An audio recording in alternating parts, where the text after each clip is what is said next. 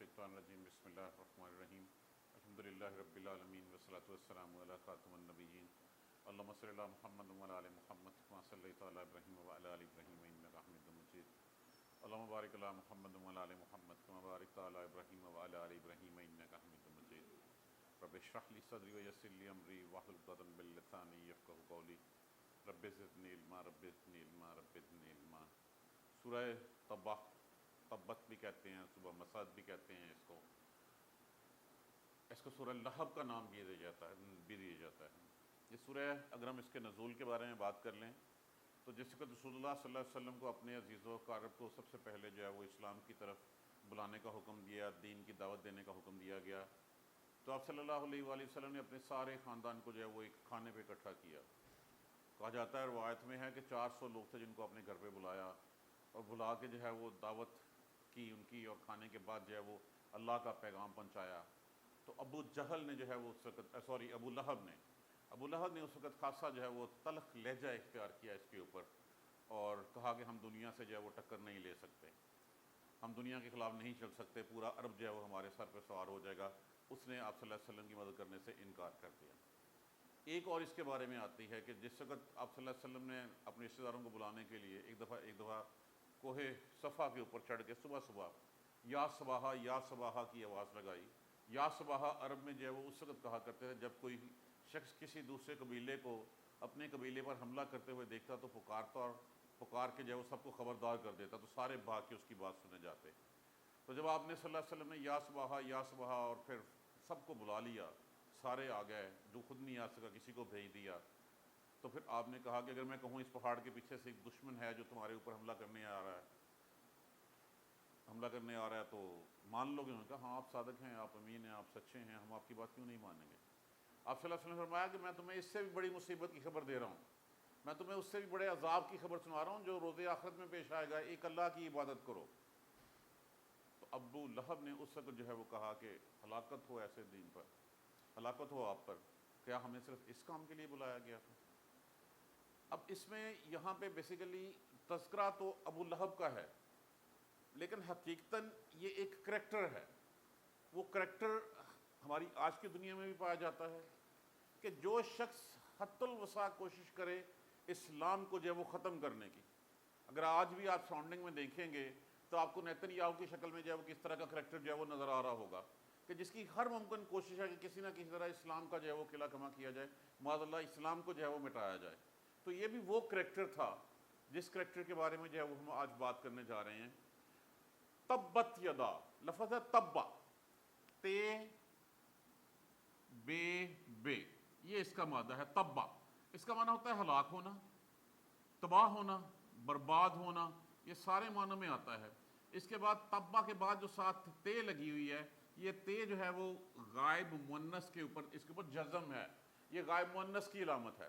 کسی بھی چیز کی طرف جب اشارہ کیا جاتا ہے تو وہ چیز جو ہے وہ ہمیشہ مؤنث ہوگی سوائے مذکر انسان کے، باقی ہر چیز جو ہے وہ مؤنث کاؤنٹ کی جاتی ہے۔ ٹوٹیں، کیا ٹوٹیں؟ یدا، تبت یدا۔ اب لفظ کیا ہے؟ ید کہتے ہیں ہاتھ کو، کسی بھی کے ساتھ اگر الف نون اور یا نون کے نیچے زیر آ جائے تو پھر کیا ہوتا ہے؟ یہ تثنیہ ہو جاتا ہے۔ ٹوٹیں ہاتھ، یہاں سے مراد ہوگا ٹوٹیں دونوں ہاتھ، ٹوٹیں ہاتھ ابی لہب، ابو لہب کے، ابی کا معنی ابو، لہب کا معنی میں ابھی صرف لہب لے رہا ہوں۔ لہب اس کی کنیت تھی، اس کا اصل نام عبد العزیٰ تھا۔ عزیٰ ایک بت کا نام تھا، جیسے ہم کہتے ہیں عبداللہ اللہ کا بندہ، یہ تھا عبد العزیٰ، عزیٰ کا بندہ، عزیٰ ایک بت کا نام تھا۔ اللہ سبحانہ تعالیٰ نے یہاں پہ اس کا نام تک لکھنا مناسب نہیں سمجھا، اس لیے اس کو اس کی کنیت سے جو ہے وہ پکارا ہے صرف۔ اب لہب اس کہتے ہیں کہ وہ شخص جس کے جسم میں خون بھرا ہوا ہو، جس کا چہرہ سرخ ہو اور ایسے لگے جیسے وہ لاٹھیں مار رہا ہے آگے سے، جس میں سے خون جو ہے وہ چھلک کے جا رہا ہے، یا جس طرح آپ کہہ لیں کہ شعلے مارتی ہوئی آگ ہو تو اس کو بھی لہب جو ہے وہ کہا جاتا ہے۔ تو یہاں پہ اللہ سبحانہ تعالیٰ نے نام کی بجائے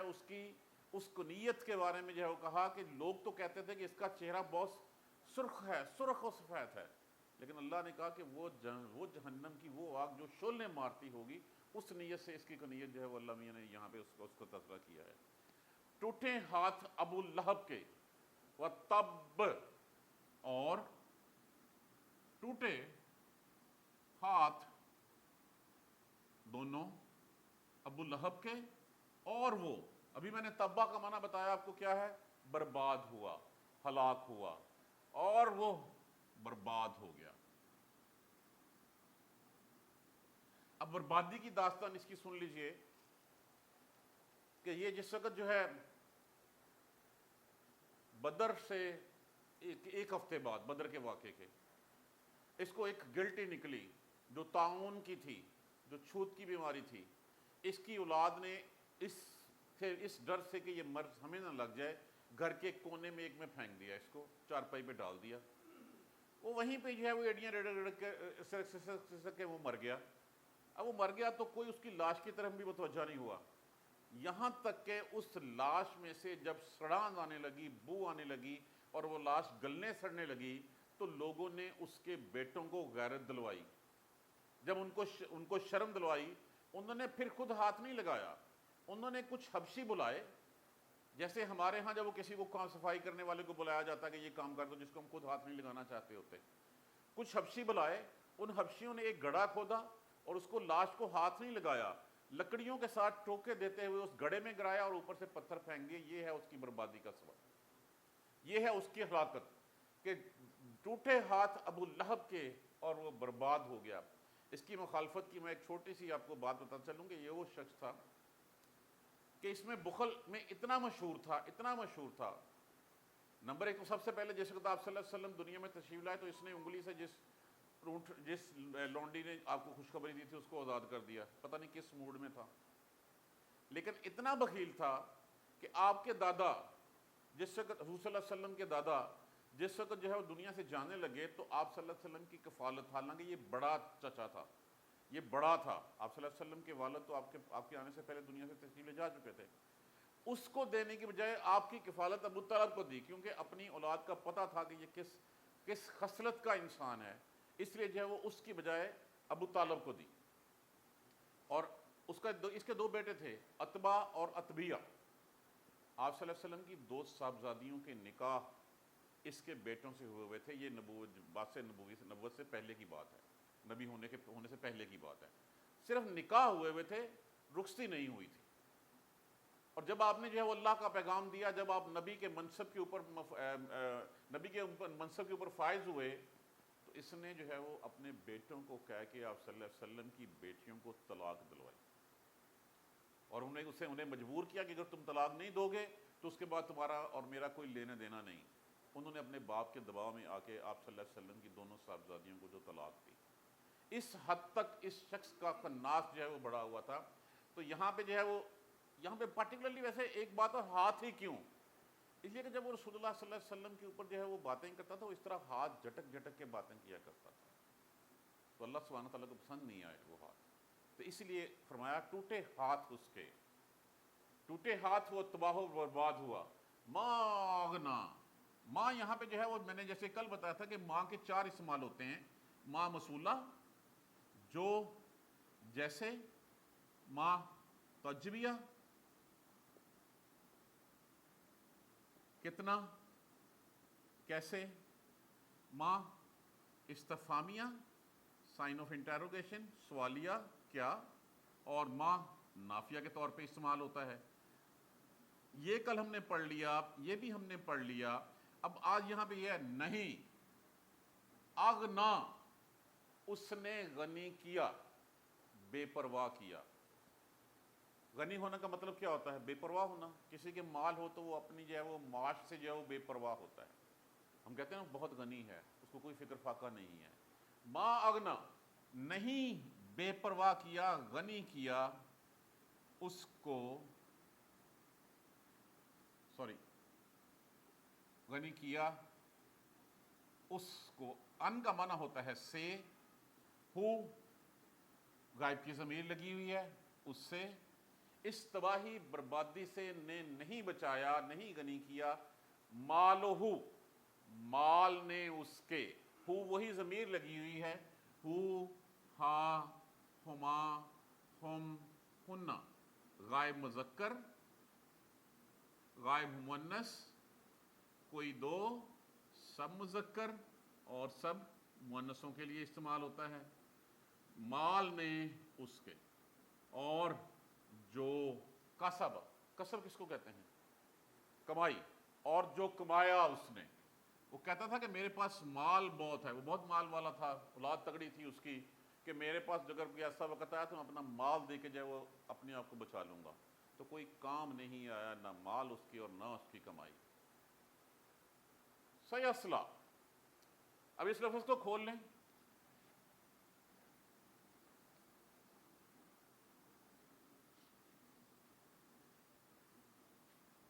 ایک لفظ ہوتا ہے سین،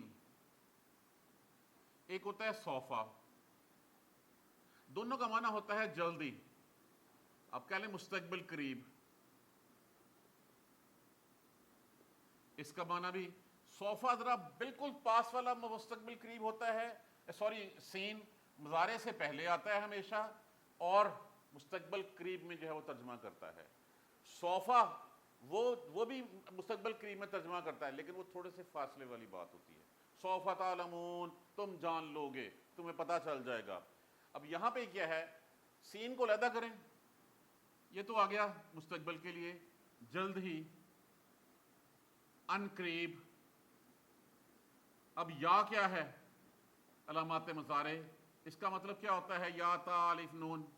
یاد کیجیے حروف یتین، یا تھرڈ پرسن کے لیے، تا سیکنڈ پرسن کے لیے، الف فرسٹ پرسن سنگولر کے لیے اور نون فرسٹ پرسن پلورل کے لیے۔ ان قریب وہ،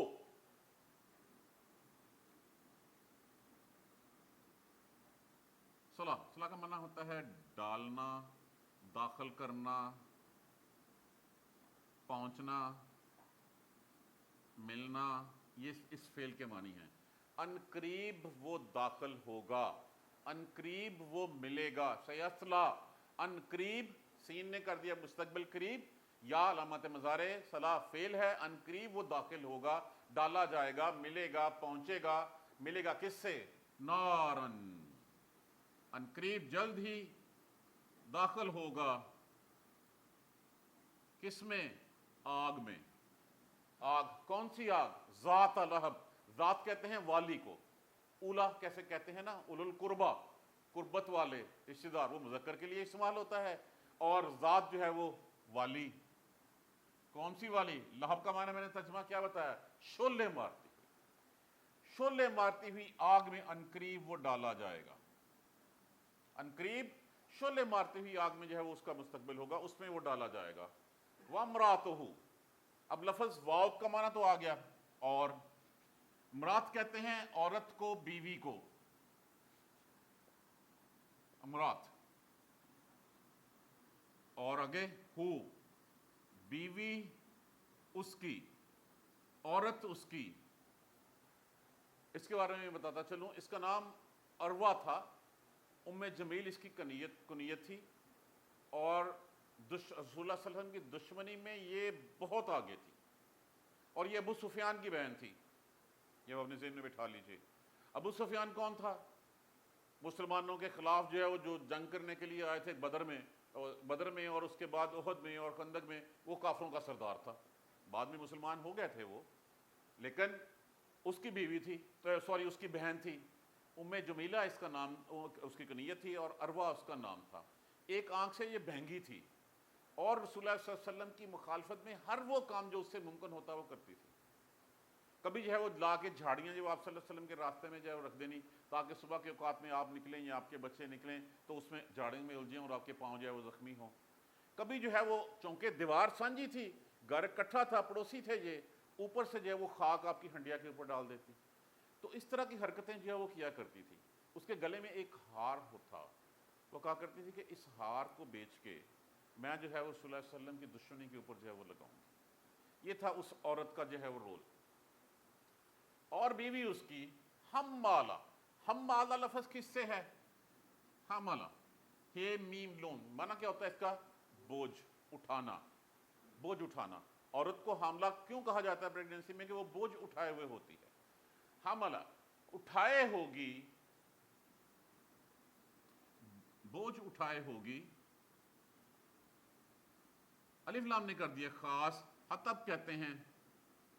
ایندھن، آگ کے جلانے کا سامان، اور وہ جو کون سا ایندھن؟ لکڑیاں، اور وہ ایندھن لکڑیاں اٹھائے ہوئے ہوگی کہ جس آگ میں وہ ڈالا جائے گا اس آگ کو بڑھانے کے لیے اس میں جو ایندھن دے گی وہ اس کی بیوی ہوگی، کیونکہ یہ دونوں اکٹھے ہی تھے تو دونوں ہی آگ میں ہوں گے، اس کو جو ہے وہ آگ کی ڈیوٹی اس کی ہوگی کہ اپنے شوہر کی آگ میں اور لکڑیاں جو وہ ڈالتی پھرے، وہ چغلیاں کرتی تھی، اس طرح کی جو حرکتیں کرتی تھی، اس وجہ سے کہا گیا اور بیوی اس کی وہ ایندھن اٹھائے ہوئے ہوگی، وہ لکڑیاں اٹھائے ہوئے ہوگی، اور فی جیدہا، فی کا معنی ہوتا ہے میں، جید کہتے ہیں گردن کو، ہا ضمیر لگی ہوئی ہے، اور گردن میں اس کی حبلن، حبلن کہتے ہیں رسی، وَاعْتَصِمُوا بِحَبْلِ اللَّهِ، اور تھام لو اللہ کی رسی کو، اور اس کی گردن میں رسی ہوگی، من مسد، بٹی ہوئی، نارملی اسے سورہ مسد بھی کہا جاتا ہے اسی حوالے سے، اصل میں جو بٹی ہوئی رسی ڈول کے ساتھ باندھ کے اس کو کنویں میں پھینکا جاتا تھا اس کو مسد کہتے تھے، ایک عام رسی ہوتی ہے اور ایک بٹی ہوئی رسی ہوتی ہے، یہاں پہ بٹی ہوئی رسی کیوں لایا گیا؟ اس لیے کہ بٹی ہوئی رسی میں طاقت جو ہے وہ زیادہ ہوتی ہے، اس کے گلے میں رسی ہوگی، جو وہ کہا کرتی نا یہ میرا ہار ہے، تو یہاں پہ اس کو کہا کہ اس کے گلے میں رسی ہوگی، اور اس رسی سے اس کو جو ہے وہ جہنم میں نیچے پھینکا جائے گا، جہنم کی آگ میں سے، اس کے بعد اس کو کھینچ لیا جائے گا، اوپر لایا جائے گا، پھر پھینک دیا جائے گا، اور یہ عذاب اس کے ساتھ مسلسل جو ہے وہ چلتا رہے گا۔ یہ ہے ان لوگوں کا حال جن لوگوں نے آپ صلی اللہ علیہ وسلم کی دشمنی مول لی، جنہوں نے اس دین اسلام کی ترویج و اشاعت کے وہ جو ہے اپنی مخالفت کا جو ہے پورا اظہار کیا۔ پھر ترجمہ دیکھ لیجئے، تبت یدا، ٹوٹے ہاتھ، یہ ویسے یہ بددعائیہ کلمہ ہے، جیسے ہم نہیں کسی کو کہتے مریں پرے، مر جاؤ جا کے تم، یا کوئی بددعا دیتے ہیں کسی کو، تو یہ یہاں پہ جو ہے وہی تبت یدا، ٹوٹے ہاتھ ابی لہب، تبت یدا ابی لہب و تب، ابو لہب کے ٹوٹے ہاتھ اور وہ تباہ و برباد ہوا، ما اغنا، نہیں کام آیا، انہو اس کے، مالہ، مال اس کا، وما کسب، اور جو کمائی کی اس نے، جو اس کے پاس مال تھا، جو اس کے اولادیں تھیں، کوئی اس کے کام نہیں آیا۔ سیصلی نارن، یہ تو تھا اس کا دنیا میں جو ہے وہ حال، سیصلی نارن، ان قریب وہ ڈالا جائے گا آگ میں، ذات لہب، شعلے مارتی ہوئی، وہ جو شعلے مار رہی ہوگی، جس کے بڑھتے ہوئے شعلے ہوں گے، اس آگ میں ڈالا جائے گا وہ، وامراتہ، اور بیوی اس کی، حمالۃ الحطب، وہ ایندھن اٹھائے ہوگی اس کا، فی جیدہا، اس کی گردن میں، حبل، رسی ہوگی، من مسد، بٹی ہوئی رسی۔ اب من مسد بعض لوگوں نے اس سے مونج کی رسی بھی کہا ہے، کہ مونج کی رسی جو ہے وہ اس کی پکڑ، اس کی قوت جو ہے وہ زیادہ ہوتی ہے، کہ جب اس کو بٹ لیا جاتا ہے مونج کو تو اس کے بعد اس میں اس کی سختی جو ہے وہ زیادہ بڑھ جاتی ہے، اور اس کی گردن میں وہ ایک رسی ہوگی، جیسے میں نے عرض کیا کہ اس رسی سے اس کو جہنم میں پھینکا جائے گا، اور پھر اسی رسی سے اس کو باہر کھینچا جائے گا، پھر پھینکا جائے گا، پھر کھینچا جائے گا، اس کے ساتھ جو ہے وہ یہ اس قسم کا جو ہے وہ سلوک ہوگا۔ جزاک اللہ خیر، سبحانک اللہم و بحمدک، اشہد ان لا الہ الا انت، استغفرک۔